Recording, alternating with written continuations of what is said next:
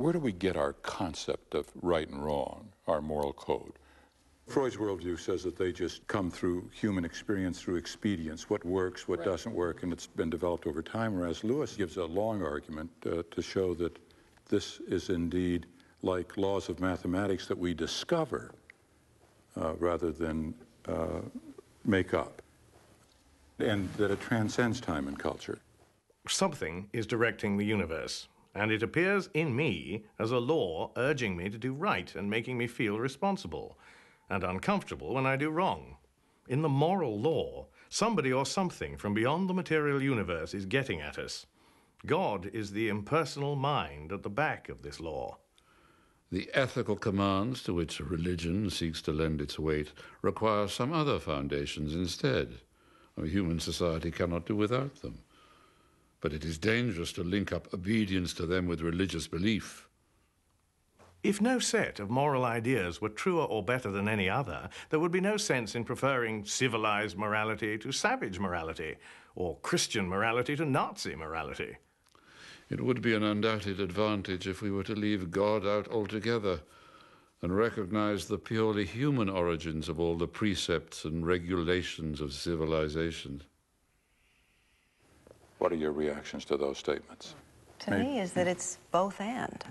There's religious instinct, there's spiritual experiences, we have history behind us, we have civil codes, moral codes, we have all kinds of stuff that come at us from all different levels of consciousness. For me, you turn this around and these two things go directly together like the two sides of a magnet. So you're saying that this could indeed come from God, but it would be reinforced, observed, and reinforced through human experience. Well, I think Is that what you're saying?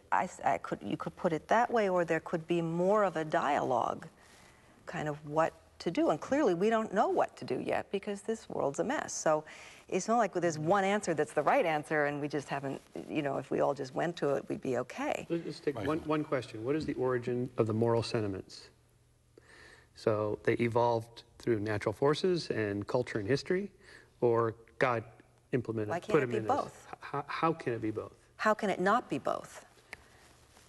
Unless you wanted to say the forces of history and nature is God's way of doing it. Right. Okay. Yeah. But it doesn't sort of add God much. works in it doesn't history. add anything. It just Why not? It just adds a word to the system. No, it adds, no, I don't agree. I think it adds an element of our humility. I think it adds an element of the unknown, that we, no matter what, we don't know.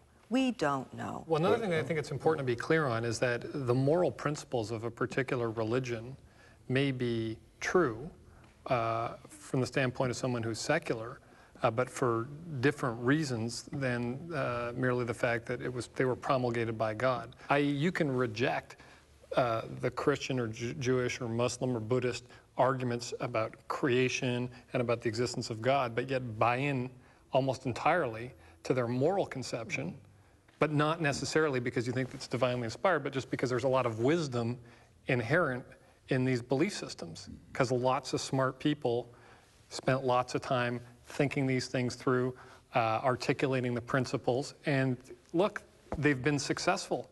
Like, look, You're saying that they come from human experience over time. Is that right? Well, I'm saying it's a possible argument. Yeah. But I think I'm sorry? It's a possible argument. And you would agree with that. You would say that they do mesh with human nature, right, but precisely because the Creator envisioned this for the species. And I might say, well, just naturalistically, this has come to be, and it is good for the species, and these principles are good principles by which to govern our lives. My sense of morality comes from a community dealing with certain historical issues, and you know, in particular, the situation of African Americans in this land, and that helps determine what the work is. That determines what, and from those past experiences, we learn what is right and what is wrong. But what if I came to you and I said that I believe social justice really, it's an unworthy cause. I feel that the earth has only limited resources, and therefore we should maximize the use of those resources in certain ways that will allow the ultimate achievement by the human race. I mean, that's an old philosophy that unfortunately was adopted by the Nazis. A type of manifest. Yes, a horror, right?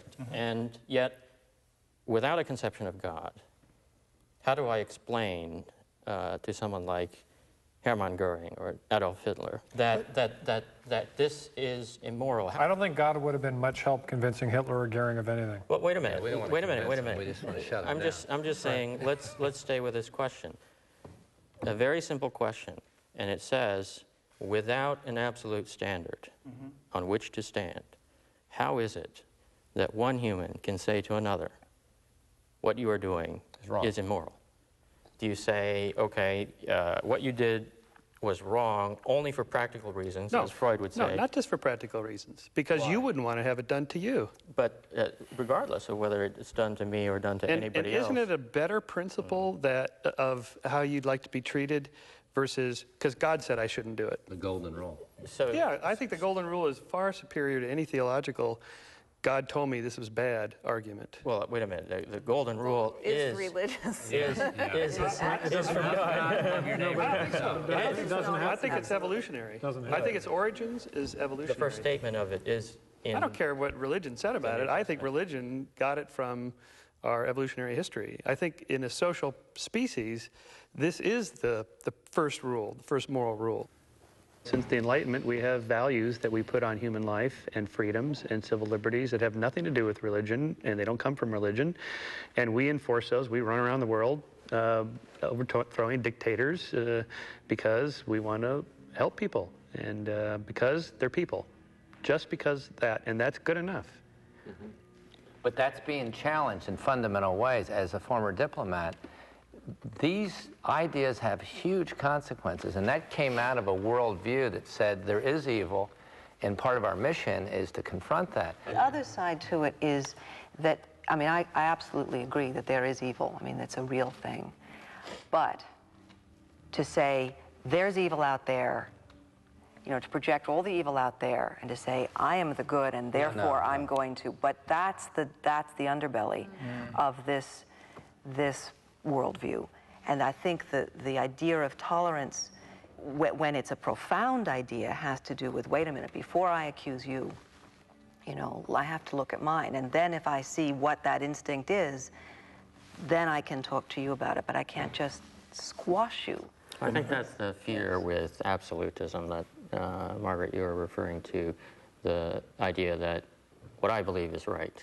And because it is absolutely right, I have the right to impose it on you, to force it on you. And if it means that I can go around, as certain elements in the world do, and claim that as part of their religious mission they need to kill certain people, then it's justified, right? So clearly that's a very dangerous ground to stand on. On the other hand, this notion of tolerance I find equally intolerable. The notion that sort of all versions of truth are equally valid. Okay, let's think of it between the relativism of all views are equal and the absolutism that there is one right way. There is what I call provisional morality. That is, there are principles that are true most of the time for most people in most circumstances. Tolerance is one of those. Most of the time in most circumstances, tolerance is good. Not 100% of the time, though. Sometimes you just have to be intolerant. You take the knife away from the baby, you don't allow them to jail people, whatever.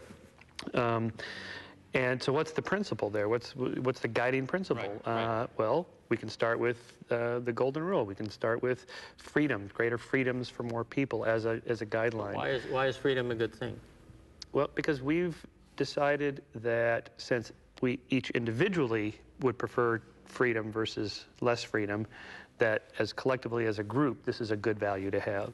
I don't know why you necessarily need God in order to have morality, which is, I think, what's at stake in this discussion, What are if the I understand it. criteria? Let me give you an Is that example right? of why I think You seem to be occasionally- saying earlier that you needed God to have a sense of right and wrong. Well, let me tell you But I don't think you do. practically how I think this works. In 1833, the British Empire abolished the slave trade. Right.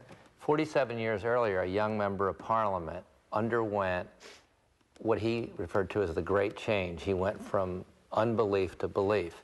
In his diary, you can see in William Wilberforce, in 1791, he wrote in his diary, October 28th, God Almighty has set before me two things to do, the suppression of the slave trade and the reformation of manners. But the thing that I found really interesting, he was able to transcend a cultural captivity, if you will, of young parliamentarians of his age. And I would say, Jeremy, that my view has been, if you look over the past 2,000 years, repeatedly people of faith have been able to transcend their times, look at a reality and address it. And I find that a very powerful argument for being able to somehow see the world differently. And that's what I believe this transcendent set of values can do. Wait a minute. And anarchism, I mean, all of those things have provided that same sort of transcendent force. I mean, so it's not just But I'm religion. saying real change, real cultures. Yeah, but the slave trade was justified biblically. Of course it was. And when you look back, you say, oh, well, they were wrong. How do you know they were wrong? You think they were because right? our society has decided that slavery is bad, and they didn't decide that because of God or any biblical thing. We decided it because as humans, it leads to lesser freedom, and the Enlightenment values that more freedom is better prevailed. Because people said, we're not going to put up with this anymore. It has nothing to do with God or the Bible. Well, wait a minute. Let me ask a question. Do you think the people that were enslaving others, or the Nazis that were murdering millions of people, do you think that they, at some level, knew that what they were doing was wrong? They may not have, and the reason they may not have is if they based their positions on flawed premises. But if you correct that error, then presumably their beliefs change. And similarly with slavery, there's a belief in, some people tried to justify slavery unsuccessfully on the grounds that there was a difference between the races. But that's false. Well, they did it for a long time. They were able to justify it. Right, but that's false. So there is no justification. Say with the Nazis, though, that developed this theory of, do you think that they really believed that underneath? That these human beings were... Today, in terms of the incarceration of African Americans and Latinos, I mean, there are people that believe that young African American men are dangerous and criminal. I mean, look at the prisons now. I mean, and that's just false. Yeah. Right, I and mean, it's false. And people believe it. So, but obviously, if you see what's, who's in the prison, obviously there's something horribly wrong with the society. And many of these people that are putting people in prison and writing the laws are quite religious. So, yeah, but I'm not saying whether they're religious or not. I'm asking whether or not, at some level, they know that what they're doing is unjust and wrong. Well, why is that relevant as a question? Why is it relevant? Yeah.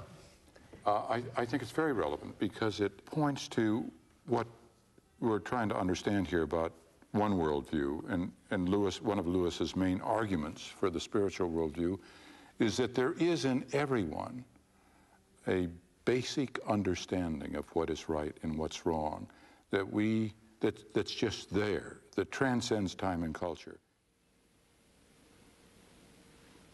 My father is here with a very old friend of his. In this picture, neither of these two men knew that they were photographed. That is why the whole thing is so natural.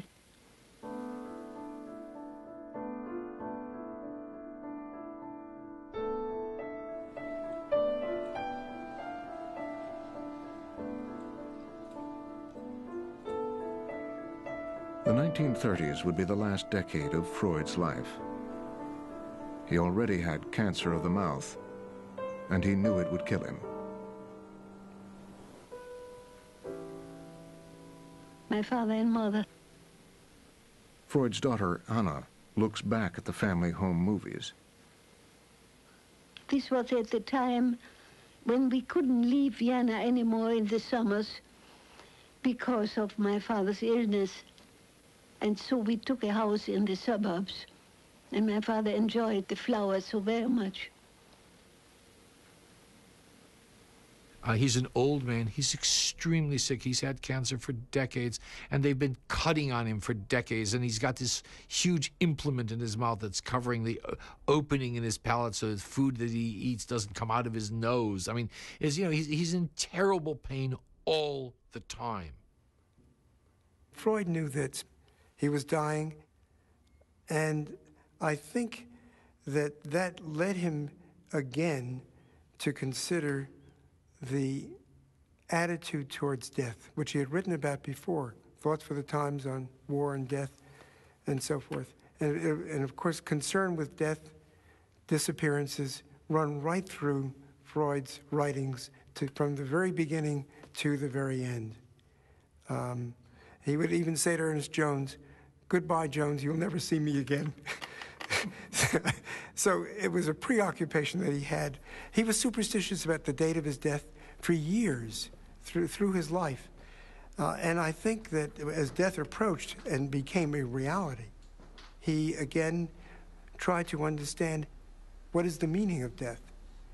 And of course, one of the wishes that's involved is a wish for immortality, a wish to not die, along with a wish to be relieved of the suffering, a wish to die. So I think that absolutely preoccupied him.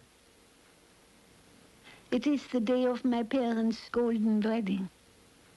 And now you will see a whole string of visitors, people from the country, a little girl.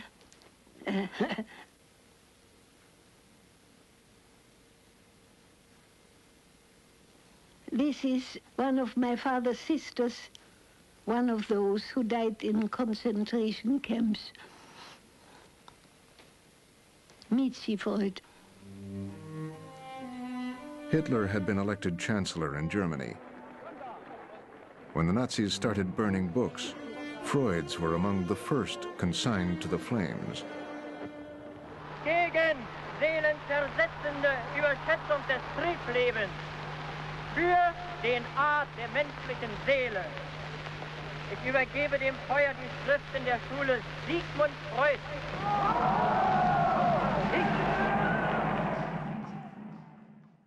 What progress we are making. In the Middle Ages, they would have burnt me. Nowadays, they are content with burning my books.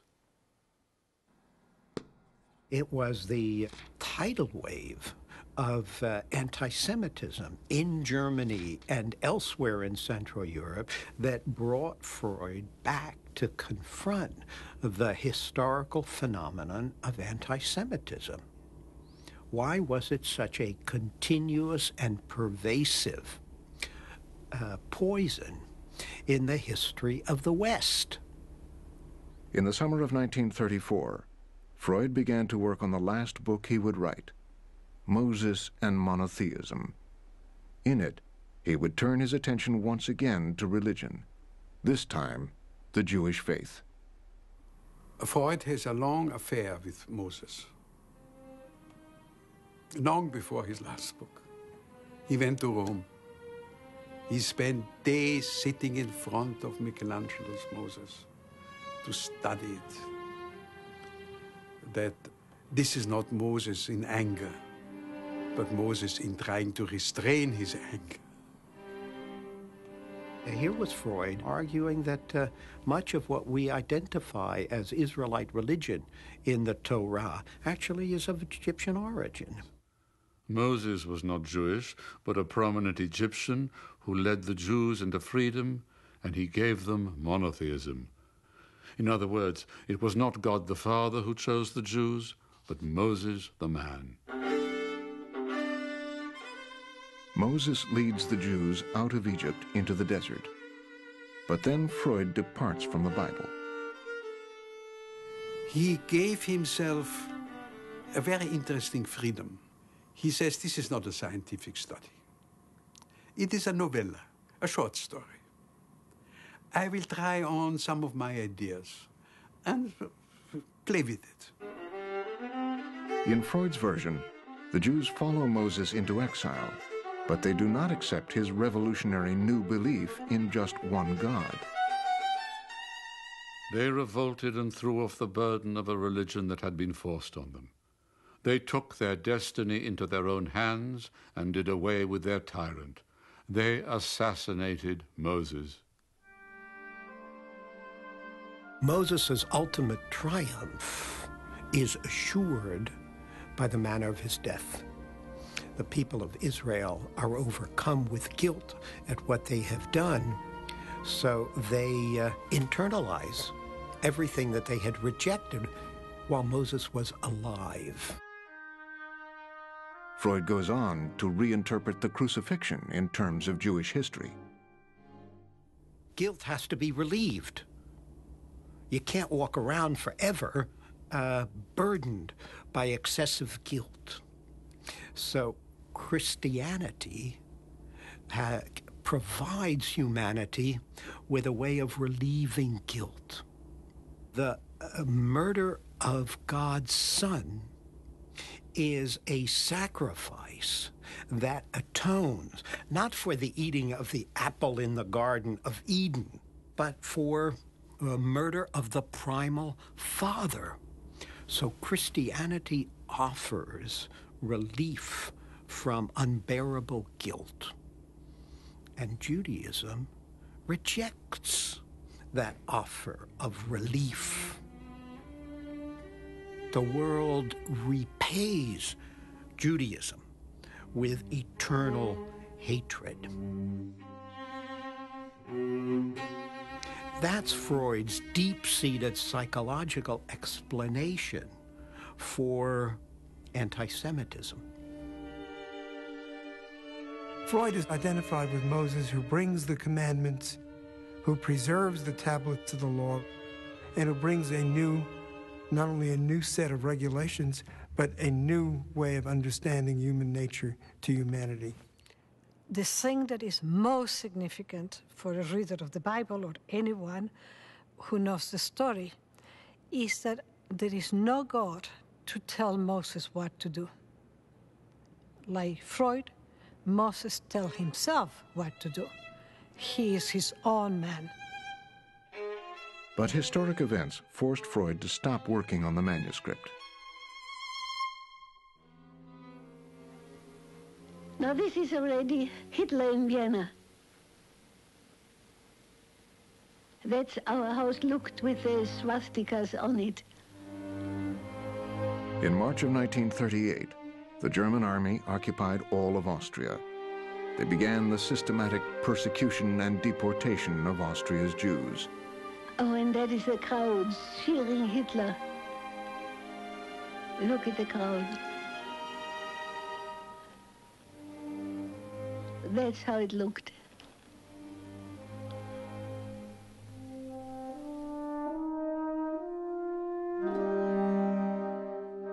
It was an extraordinarily disturbed period. People were refugees on the move all over the continent. He clearly didn't appreciate the monstrous nature of the brutality that the Nazis had in mind. He didn't foresee that the burning of the books was a prelude to the burning of people. Finally, Freud saw the danger and allowed friends to buy the visas that would permit him to leave with his family. We are waiting more or less patiently for our affairs to be settled. In view of the little time we have left to live, I fret at the delay. Anna's youthful vigor and optimistic energy have fortunately remained unshaken. Otherwise, life would be difficult to carry on at all.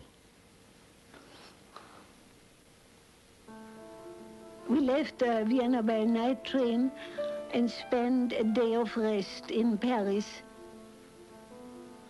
My brother Ernst, who came to Paris to meet us.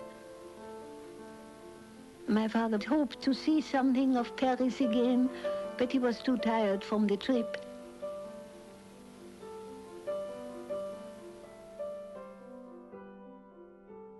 Here is a man facing death in exile, like Moses leaving Egypt.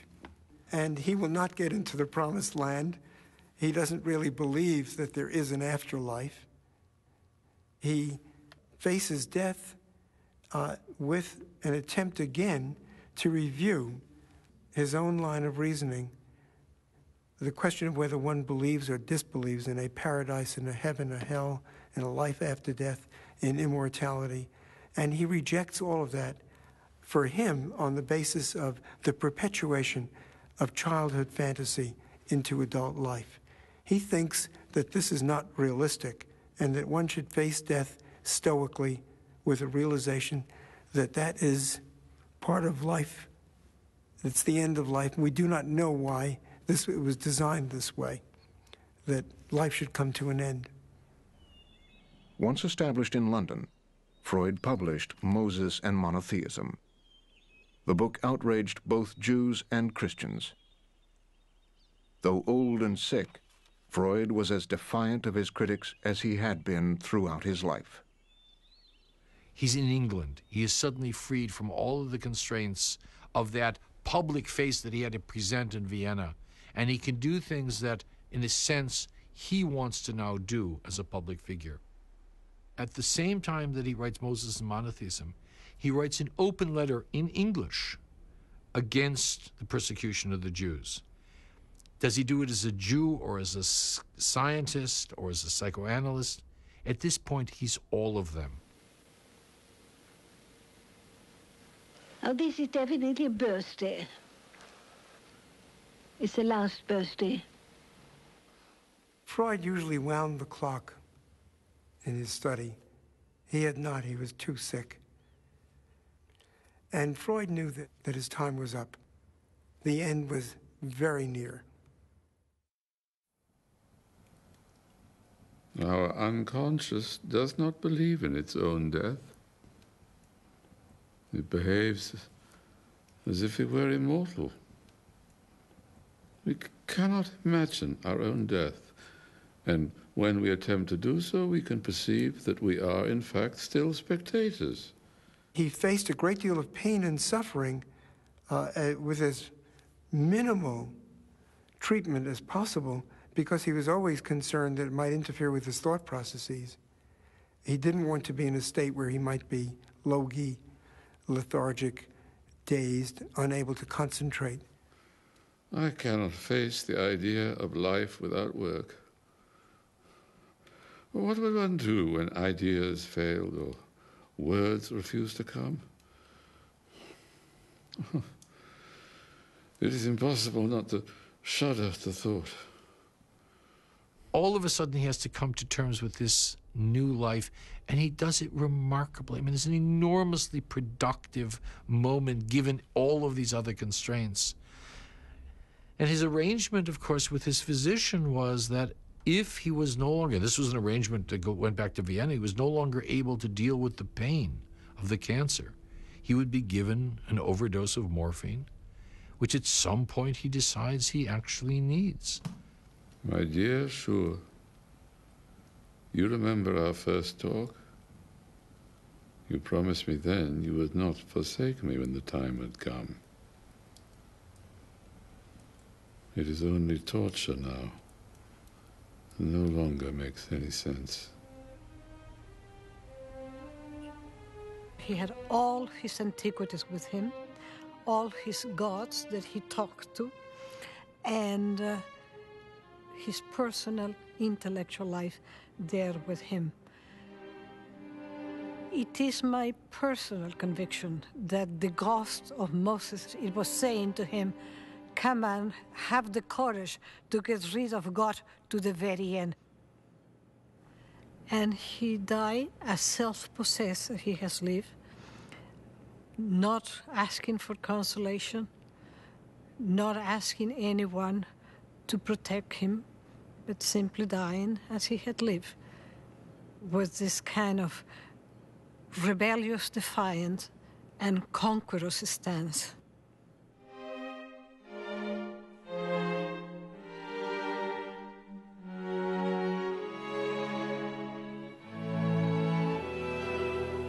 That is when 3 men of the Royal Society came to present the book of the Royal Society for signature to my father, because he was not well enough to go there. And I think on that same picture is the signature of Darwin. That was a very nice moment.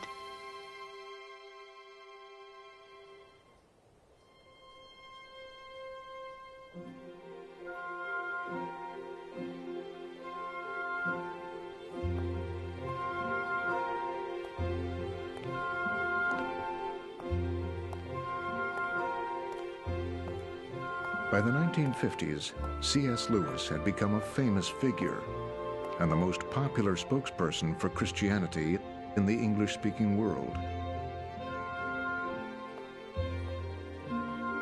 Living and working in Oxford for over 30 years, he was content and had no plans to change. He was a bachelor, leading a chaste life. There was no reason for him to think he would never be anything other than celibate. Warren was never anything other than celibate.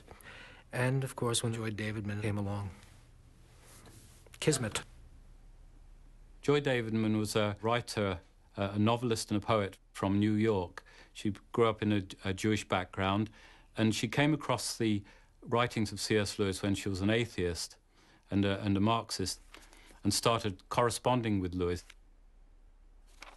She told Lewis in her letters that she had embraced the Christian faith in part because of his writing. Lewis got lots of letters from eligible ladies wanting more than just advice about Christian problems. Why would Joy be any different? Well, she was different. She was different first because she was very, very smart. She knew Lewis's work. She was a poet herself. She was a novelist herself. And she was his match in what Owen Barfield called dialectical obstetrics. Lewis married Helen Joy Davidman so that she would not be deported. But as they became closer and closer friends, they fell in love. When two people who discover they are on the same secret road are of different sexes, the friendship which arises between them will very easily pass into erotic love. At the time they were married, Joy and Lewis knew that she had bone cancer. I am very shortly to be both a bridegroom and a widower. Lewis turned to a former pupil who had become a priest, Peter Bide. Peter Bide comes to the hospital, and Lewis asks if this man, who has some reputation for possessing a healing gift, would place his hands upon Joy and pray that she be healed. Peter Bide does this and lays his hand upon Lewis, who prays that he will get the pain that Joy is suffering, because the pain is ferocious. And of course, Joy is expected to die within a day or two. She doesn't. In fact, she starts to get better within a few months. X-rays show that her pelvis has grown back. The bone has regenerated. Doctors cannot explain this. After her remission, Joy moved into the Lewis home with her two sons, David, 11, and Douglas, 13. I never expected to have in my 60s that happiness that passed me by in my 20s. For those few years, Helen and I feasted on love. Her great otherworldly ambition in life was to go to Greece. She'd wanted this since she was a young girl. They went to Mycenae, they went to Crete, they went to Rhodes. Joy climbed all the way up to the Acropolis. It was a wonderful bonus, and it was one of the happiest periods of Lewis's life. But the cancer returned. Joy and C.S. Lewis were separated by death on July 14th, 1960.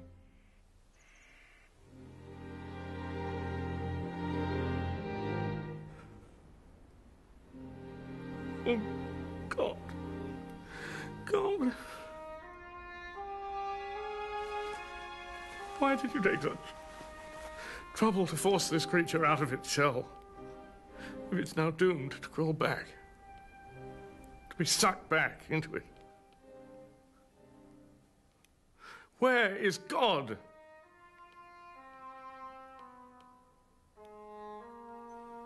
What pitiable cant to say she will live forever in my memory. Live. That is exactly what she won't do. What's left? A corpse, a memory, a ghost. 3 more ways of spelling the word dead.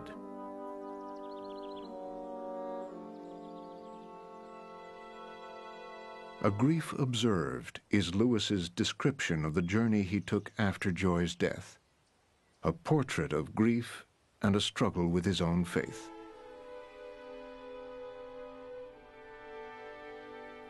Talk to me about the truth of religion, and I'll listen gladly. Talk to me about the duty of religion, and I'll listen submissively. But don't come talking to me about the consolation of religion, or I shall suspect that you don't understand.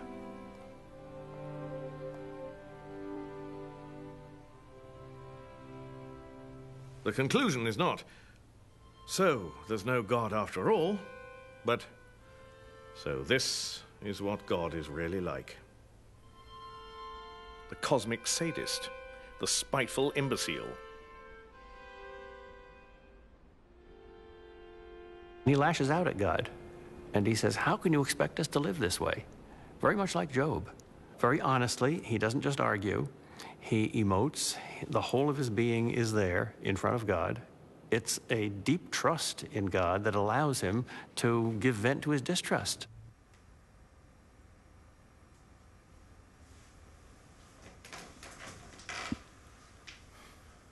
From the rational point of view, what grounds has Helen's death given me for doubting all that I believe? Should it, for a sane man, make quite such a difference as this? No. And it wouldn't for a man whose faith had been real faith. The case is too plain. If my house has collapsed at one blow, it is because it was a house of cards. Indeed, it's likely enough that what I shall call, if it happens, a restoration of faith, will turn out to be only one more house of cards.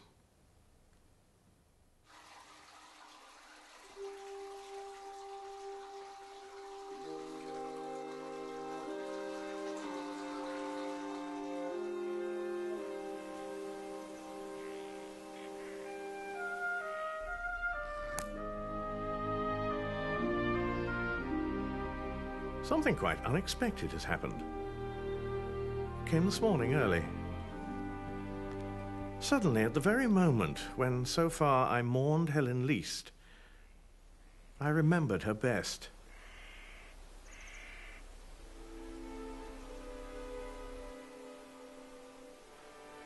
Imagine a man in total darkness. He thinks he is in a cellar or a dungeon. Then there comes a sound. He thinks it might be a sound from far off. Waves or wind-blown trees or cattle half a mile away. And if so, it proves he's not in a cellar, but free, in the open air.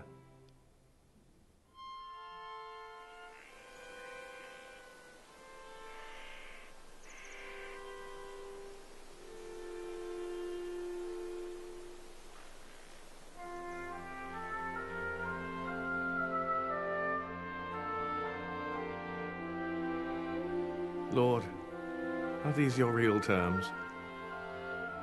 Can I meet Helen again only if I learn to love you so much I don't care whether I meet her or not? When I lay these questions before God, I get no answer, but a rather special sort of no answer. It is not the locked door. It is more like a silent gaze, as though he shook his head, like peace, child. You don't understand.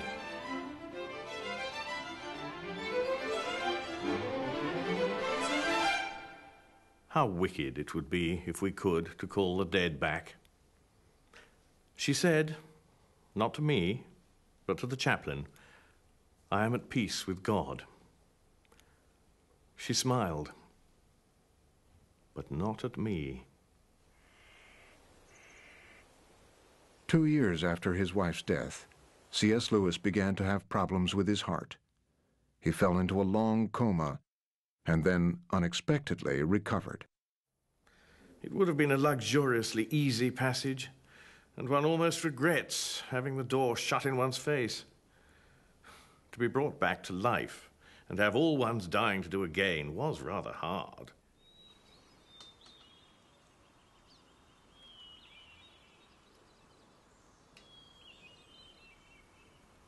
I would like everything to be immemorial.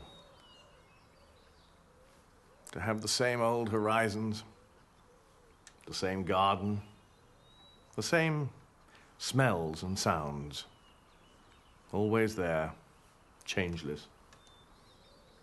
Autumn is really the best of the seasons. And I'm not sure that old age isn't the best part of life.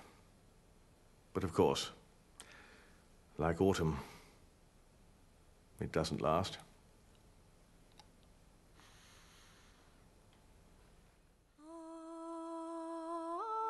Clive Staples Lewis died 3 years after his wife in 1963.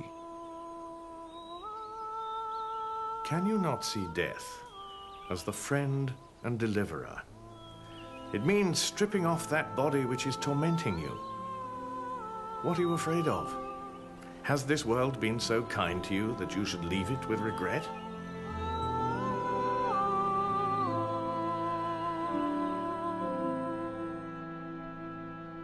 How do you equate an omnipotent, all-loving being with what we've come to expect and experience in our lives? How do we cope with the problem of suffering? There is no solution to the problem of death. Period. There's nothing more to say. There is no solution. What do you mean, no solution? I don't know. There We're is looking for a solution. You mean a reconciliation? Right. Yes, there's no reconciliation. I think the definitive explanation, as far as from the spiritual worldview, is what was said in the book of Job. And this is a book that I cannot understand, and there is no answer to it. There is a wager. God's a sadist in that. Exactly. God's a total sadist. Okay, there is a wager between God and the devil. Okay. And we're back into dualism. And the wager is Job only obeys you because you've blessed him. And God says, fine, torture him, devil. Do everything, but you can't kill him. And so he's tortured to the extreme, loses all his children, wealth, gets boils. And at the very end, you know, when his wife is telling him, curse God and die, he says, no, I will remain faithful. Okay, but he still wants an account from God. Why are you doing this to me? I have not been sinful. I have not committed anything that deserves this. So why do you believe? I'm sorry? So why do you believe? Because, as Lewis says, faith, the problem of pain is only a problem because one believes in the spiritual worldview. In other words, faith creates the problem of pain. Right. So just get rid of the faith and that's it. There is no God. Then there's no problem. Which you then go back and logically try to justify, although you I don't justify the problem of pain. Yeah, I'm angry about the problem of pain, as you can tell. Yes. It's a horrible concept, and it's one that I cannot reconcile logically with a loving God. I cannot reconcile it. Huh. You should be an atheist. You really should. You should try it, just for like a year and see how it goes. Because, you know, seriously, you'd be fine. Hell, You'd be fine. We're not going to have any proselytizing. Yeah, he's the only one at the table. How about change? I believe in free will. I have no choice. So what theory of the universe makes most sense given the data? If you start with the premise that God is omnipotent, omniscient, and benevolent, and then you run up against the data that bad things are happening to good people for no particular reason, it seems as though you can't reconcile the data to your theory. I don't think I can know what I really believe unless I'm challenged and face something that's beyond my capacity to deal with. Those moments when I've had periods like that, it really has, in a funny way, been strengthening to me, because I say, you know, it's great during the good times, but during the challenging moments, you know, when friends are going through a divorce or they lose a child, and it does matter what you believe. It absolutely matters. One of my children got cancer in perfect health. I just got a call from college one day. And it was such a horrible experience. I mean, it's much more horrible than getting it yourself, because there's nothing you can do. And the thing that amazed me about it was that in my worst moments, I realized that I still thought that life was beautiful. And that I still thought that in some way that I couldn't see then, things were all right. That God is ultimately good? Is that what you're concluding? That the difference between us and God, the test, I can't think of any other way of expressing it, that Job had, was, are you willing to because you have, if you're a person of faith, you have a good experience of God. You've experienced the sacred in some meaningful, positive way, or you wouldn't be on this path to begin with. Right. So, for that person, are you still going to believe the positive stuff when some negative stuff happens to you? That's the issue. Let me just ask one quick question, though. Did you feel during that experience, like what several people here just said, that God is a sadist? No, because my God is not up there and I'm down here. Oh, God is right here, right now, in some way. God is, one thing we know about God is whatever you think God is not that. God is deeply mysterious and is somehow here right now in everything with us, so that when my son and I were agonizing about what he was going through, God was agonizing with us. Now, how do we resolve and come to terms with what Freud called the painful riddle of death? Freud makes the interesting observation that our unconscious does not believe in its own death. It behaves as if it were immortal. Perhaps Lewis would say that our minds refuse death because death was not part of the original plan of creation.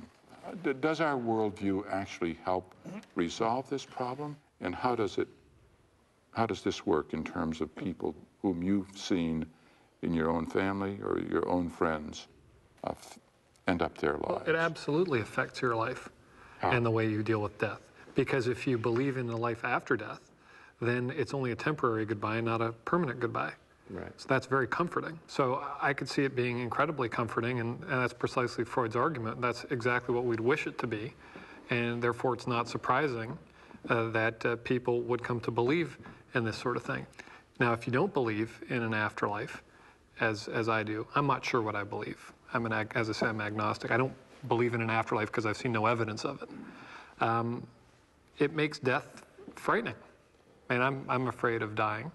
I'm afraid of dying because of the unknown. I don't know what lies next. I also know that if I die, I won't be able to see other people. I suppose I wouldn't know the difference, but if people around me die, that could be it forever. And that's obviously extremely painful. And I don't have someone to latch on to say, well, you know what, it's just could be a few more years and join them in a better place.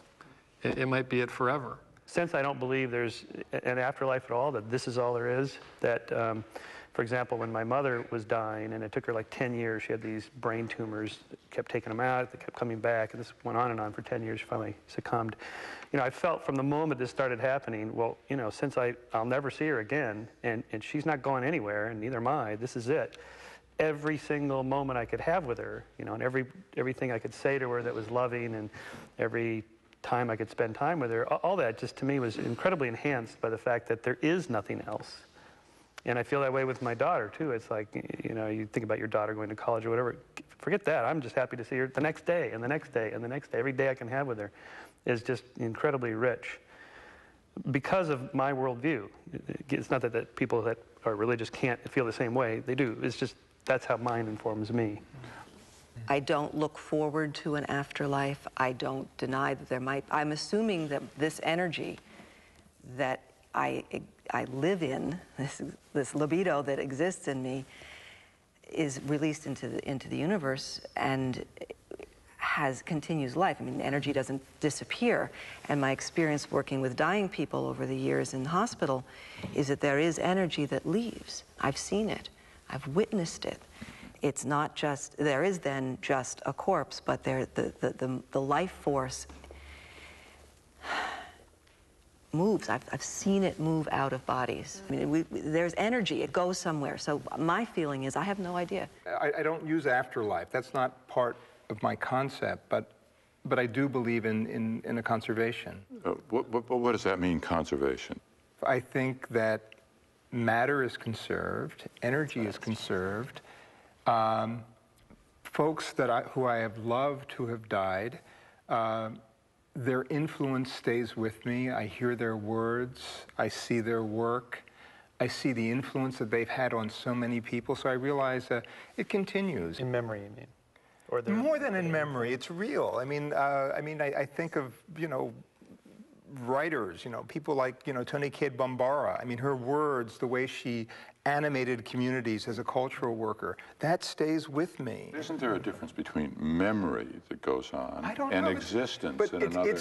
It's the energy. Our lives have been changed as a result of people that have gone through it. And to me, that's the continuity. Fred's a physician and a scientist. What are your views on this? Well, I mean, I think if you don't believe in an afterlife, then you have two ways of facing it. One is it's extinction, no big deal. You regret it, you know. You may fear the process, certainly, of having to endure the pain and leaving your family and your loved ones. Or, you know, you may have that lurking fear that maybe Lewis's worldview is correct and that you might end up in Dante's seventh circle, you know, and that's a cause for fear independent of other things. Yeah, now we haven't spoken much about hell here, which I think is actually, an obstacle to faith for some people. And that is, if God is all good and all powerful, forget the fact that just bad things happen to good people, but what about people like Michael and me who've been struggling with these questions? It would seem kind of unfair if we had to suffer for eternity because we didn't believe after doing the best we could, living according to our lights. I find that a very troubling concept. Now, not all religions believe that, and people try to soft sell it and say, well, hell just means absence from God, it doesn't mean suffering. There's been a lot of stuff that's gone down in history about you're going to be burning and suffering for eternity unless you believe. So I find that troubling. I don't know if people here believe in hell. You do. I find it terribly troubling. And you believe in it.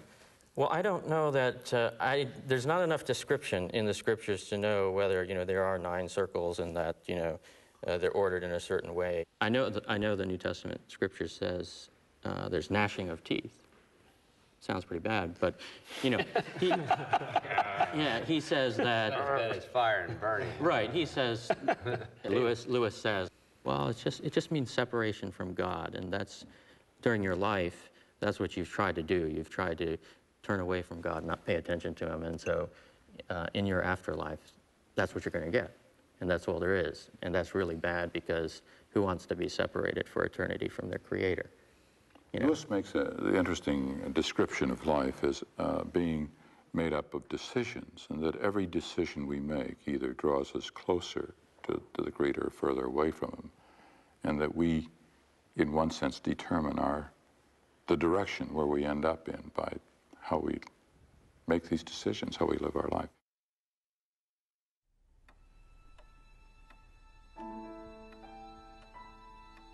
Is it possible that Freud and Lewis represent conflicting parts of ourselves?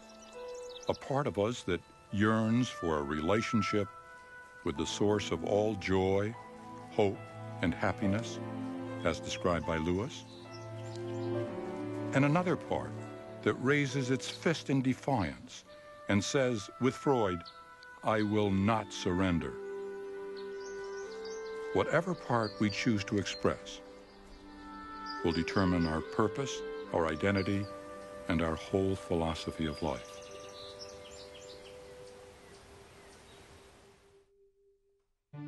What are your views on love, morality, and suffering?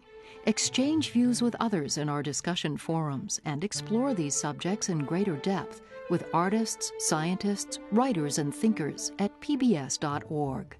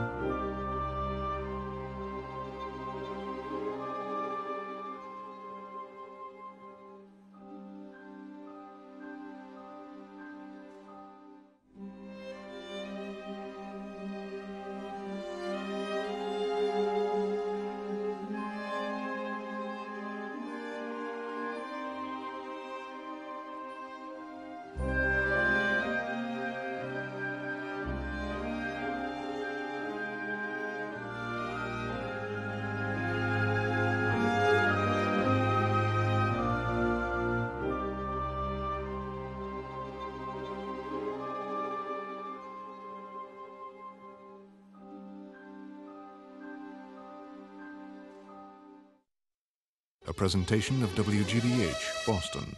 Funding for this program was provided by Lawrence Rockefeller, the John Templeton Foundation, the Arthur Vining Davis Foundation, the Paul Montrone Foundation, Tom and Gert Phillips, the Service Master Company.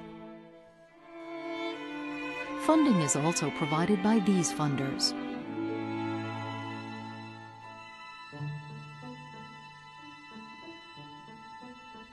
this program was also made possible by the Corporation for Public Broadcasting and by contributions to your PBS station by viewers like you. Thank you.